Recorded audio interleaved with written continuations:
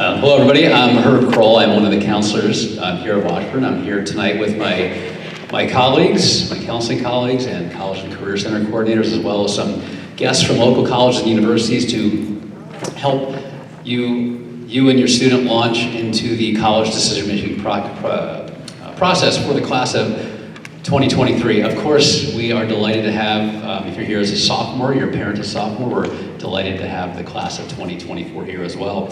Here is our agenda for the evening.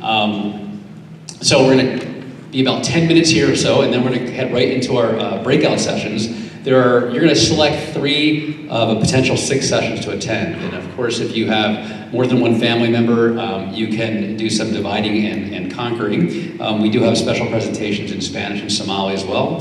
Dr. Palmer is going to give us notification over the PA as to when to go ahead and switch sessions.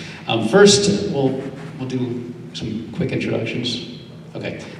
Because we're behind time, I'm just going to do the introduction. So I'm Herb Kroll. I'm a counselor here, and I have students whose last names are F-O through L-A. Elena Abraham, a counselor here. She has A through F-L. John Pemberton behind me. He has last names L-E through R-A, and then Adelaide Diamore has the end of the alphabet. And then, of course, our esteemed College and Career Center coordinators, Erica Labens-England and Hannah Sato. I did that earlier too, before too. Sato are here as well. And they work with all students. So let me first explain a little bit how we work with our juniors thus far. We've had to, because of the pandemic and because of the strike, we've had to kind of compress things into about 2 and 2.5 hours or so, but we hope to make up for lost time in the fall. So this is what we've kind of touched on so far. We've talked a little bit about the beginning of career exploration, all that goes into that, and some of the different tools that students have available to them. We had them do a career interest inventory and attempted to help them make connections between the results on the inventory and the potential fields of study, and then the connection then there is to particular colleges and universities where they can pursue those things. We talked a little bit about some of the recent trends in post-secondary planning, how just some generals here, how enrollment across the board, no, not necessarily across the board, but enrollment in general has declined at a lot of four-year colleges and universities, and that maybe has brought with it some less stringent admissions practices and perhaps maybe some more financial incentives at certain places. Because on the other hand, there are other colleges and universities where competition has actually increased and admissions have gotten even tighter and it's been much more competitive. We've seen increasing enrollment at community colleges and some of the technical colleges. We touched a little bit on gap year options, and also a lot of students are asking about international admissions as well. There will be much more of this in the fall. Again, we've kind of skimmed the surface a little bit. We've told our students, in the end, we want them to apply to a few different schools in some different categories. Some schools that are going to be reach schools that might be out of reach in terms of making a match in terms of admissions, but also maybe financial reaches. We want students to have some target schools and some students that have safety schools. Again, keeping an eye on how they match with admissions and also in terms of potential financial aid.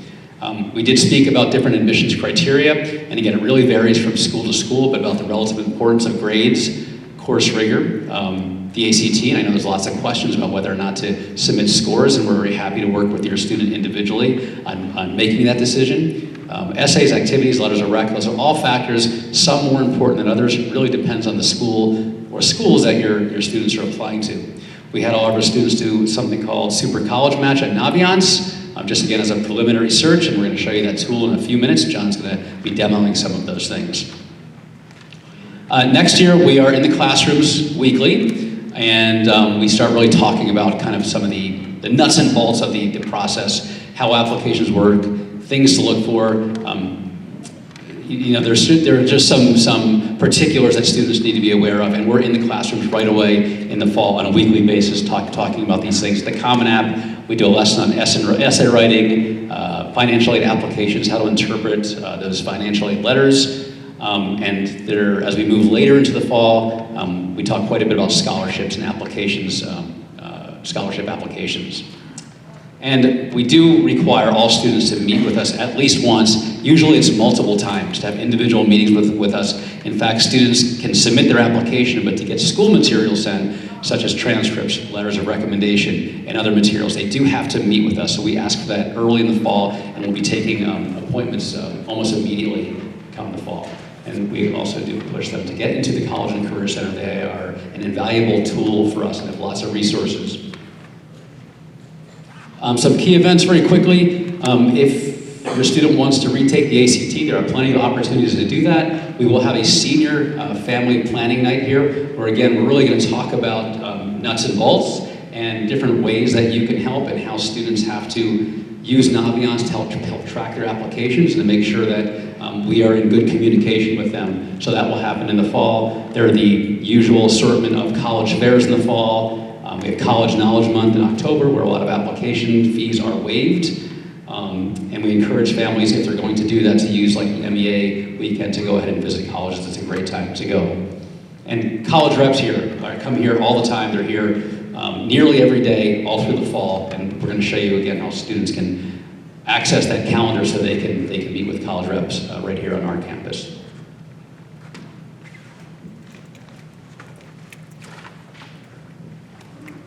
So, as the summer is approaching, finally, there are some things that you guys really want to consider, especially if you're currently juniors. If you're a 10th grader, these are things to keep in mind.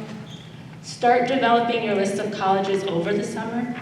So that can include those likely schools, reach schools, and your target schools.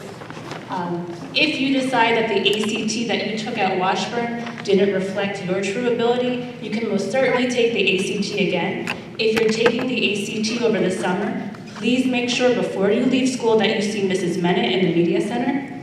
If you are an EL student, a student with an IEP or a 504, to make sure that she arranges those accommodations for you. Washburn is a test center for the June ACT, but not the July one. If you're interested in any prep courses, we have resources on the Media Center testing webpage, and there are also some resources in the community. You can see your counselor about that.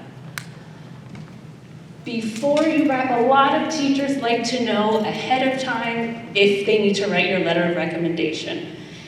Some schools do require letters of recommendations, like University of Wisconsin-Madison and selective competitive schools. Other schools have a different way of carrying out their admission selection process, so the University of Minnesota and Twin Cities will not be looking at teacher letters of recommendations. That's a school where you really want to lean into your personal statement and use the summer to craft that personal statement and make it something that reflects you and how you stand out as a candidate for their school. And also, if you're an athlete and you're considering some Division I and II schools, make sure that you're registering through the NCAA eligibility website. So, you should also plan what kind of website or tool you're using to apply to colleges. I know that when you go to visit colleges, they love for you to use their college website, and they give incentives, and sometimes they waive the admissions fee. Common App is actually a really easy way, so you can still apply to that college through their website. But if you're using the Common App, you can apply to 10 schools or more at once using one essay and all the information, so you're not constantly repeating the information over and over every time you apply to a school. If you're applying to a highly selective school, you might, like Columbia or NYU, you want to consider doing the SAT 2 subject test. You can also look into ACT dates for the fall if, once again, you want to see how much you've grown in terms of your ACT score. During the summer, this is a great time to start drafting your resume. I know some of you are already applying to jobs that are asking for resumes. Those same resumes should list your courses in education, your activities, any honors that you've gotten. That way you're listing those things in your college applications. That's all required on the Common App. And you can start your Common App in August. College visits, although it's really convenient to do them in the summer, is not ideal, as my niece and I found out last year. There's no one on campus. So you can't get a feel for the student body and the feel and the clubs and activities that are going on there. Ideally, you'll be taking those tours during MEA, like Mr. Kroll said. At some point later in time, after you apply to colleges and you start getting decisions during your senior year, you probably want to take part of spring break to visit those colleges and narrow down your choices. And most importantly, make sure that you're looking at the net price calculator on the college's website. The net price calculator is going to give a figure in terms of how much you would actually have to pay given the scholarships you would get with your ACT or other scores.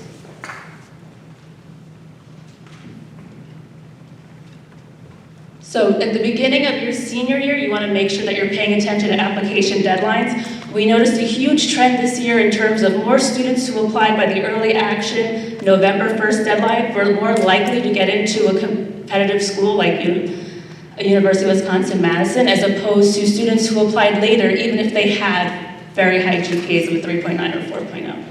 So make sure you're applying by that November 1st deadline. If that's a school that you're thinking of, you can talk to your counselor if you need more suggestions based on each college.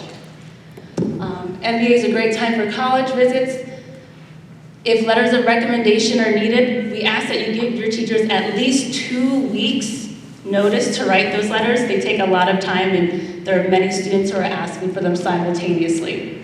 You must meet with your counselor, as Mr. Kroll said, to get your transcript sent, your letter of recommendation sent to the colleges, as well as the school profile. When October rolls around, you can start building your FAFSA profile with your parents, get together and get that tax return information so that can help determine your financial aid. You will eventually get your admissions decision by February or March. The financial aid letters will arrive around March or April. May 1st will be the senior decision day where students around the country are saying where they got in. So that is pretty much your graduation of college applications.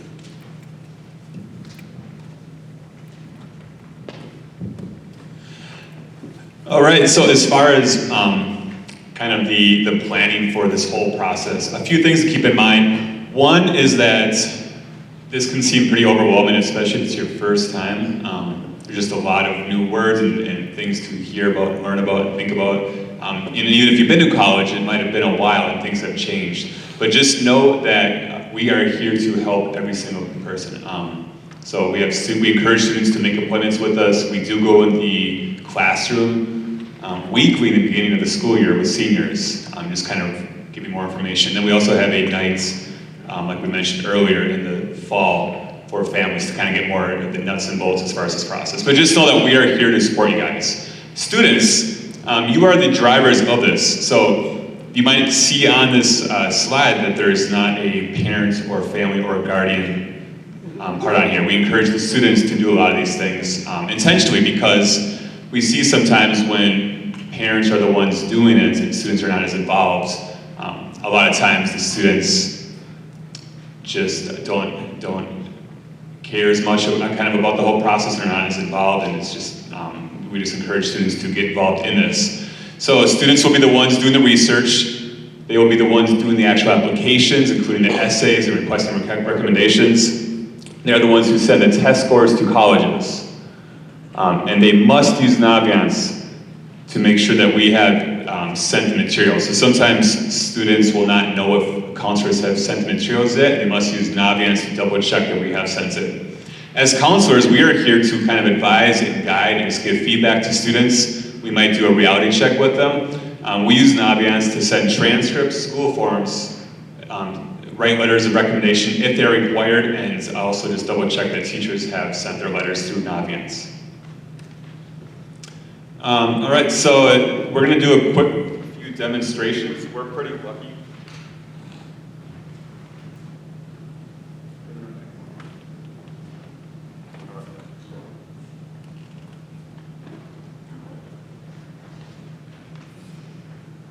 All right, I will talk loud until we get this figured out.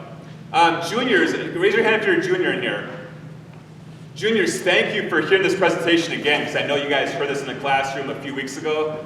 I think twice now, right? You've heard from us a lot, so we thank you for coming back here. So juniors, this should all be familiar with for you, but we're just going to kind of show you a few tools that we have on Naviance that are super helpful as you're kind of going through this process that you can even start looking at right now. So the first is college rep visits.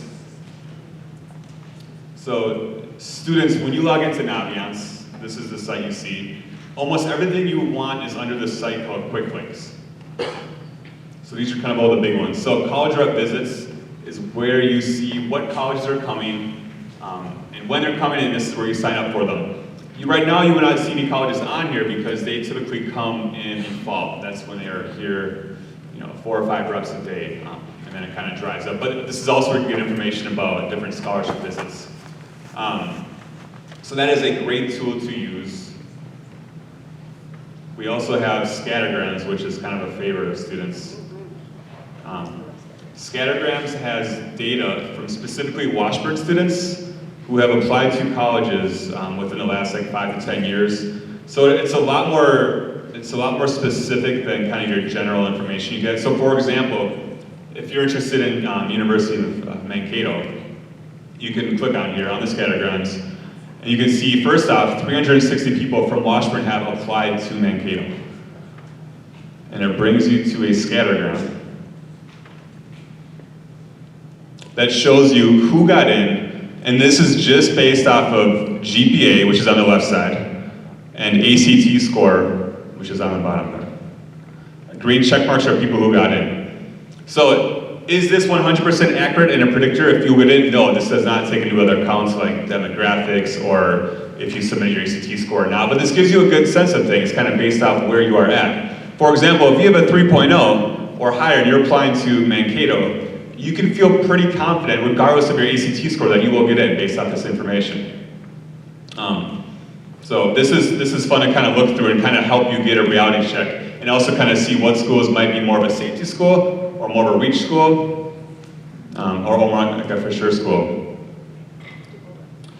And then, I will not do this right now because we have a few minutes, but there is a thing called Supermatch, where you can help narrow down colleges based off of different requirements. So based off location, based off major, based off a number of different things. And they give you different colleges that match what you are looking for, and you can kind of delve into that more. And finally, the last thing I want to show you. Thank you. All the presentations that we give are on the counseling website. So if you go to the Washburn website under either student presentations or parent-family presentations, depending on what you're looking for, you can find everything that we have given for the entire year. So if you're somebody who wants to look ahead, you can click on 12th grade, and these are all the presentations that we have given to seniors in the classrooms, and that we will give to you guys next year, you current juniors. So just know that this is on here. All right, so.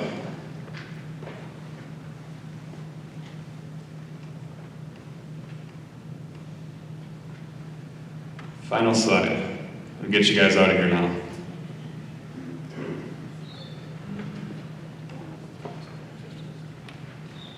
Now, another thing to keep in mind is parents, you also have access to Naviance. So if you want to kind of do a little research yourself, you can do that. And if you have trouble logging in, you can always email your counselor or the CCC for information.